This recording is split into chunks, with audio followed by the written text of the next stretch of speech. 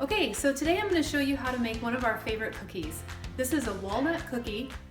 It's full of walnuts and just stuff that's tasty and yummy, and we like it, and so I'm going to show you what we put in it. So we keep our flax seed in the freezer. So this is flax. You can use golden or brown. Grind it in a coffee grinder until you've got flour. Then we're going to use walnuts and raisins, craisins, or chocolate chips. Vanilla extract is optional. We're going to sweeten it and stick it together using maple syrup. You can also use a little bit of honey and water if you want to do that instead.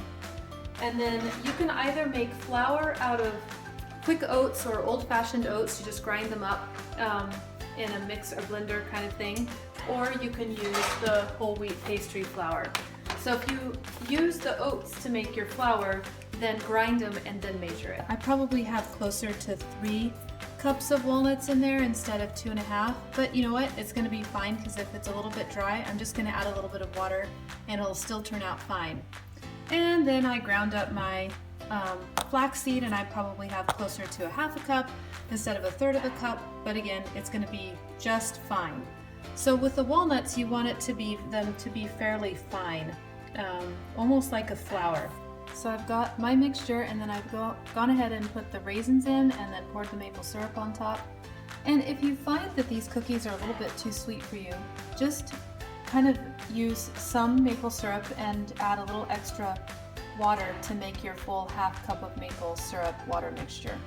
So I've mixed it. It's really easy to mix.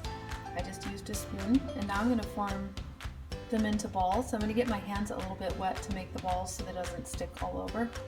And then I'm going to put them on parchment paper, and then I'm going to flatten. So we're making the balls. You can see that my hands are quite wet, and that just keeps them from sticking. Otherwise you end up with a lot of cookie on your hands. And so that's about the size of the ball I make. You can make them a little bit smaller. And then we just set them down and flatten them evenly. They're not going to spread, so whatever size you make them is going to be the size that they cook. And that's all we're going to do, and then we're going to put them in the oven. So I want to say a couple things about these cookies. Even though the main ingredient listed is walnuts, you can use pecans and it turns out just fine. Walnuts are known a little bit more for their ability to work with the brain, so we usually do walnuts, but if you're running low, you can use pecans or you can use a mixture. The other thing I want to say is this cookie is extremely easy to put together. There's no creaming, there's no special techniques, and it's a perfect cookie to make with kids or to learn how to make cookies if you don't already like to bake. So if you're not a baker and this seems intimidating, I promise you this is a very, very easy cookie to make. It's one of my favorites to make just because it's so simple. It's simple to do, it's simple to clean up after, and they're tasty. So I hope you enjoy it. I'll show you the finished cookies in just a minute.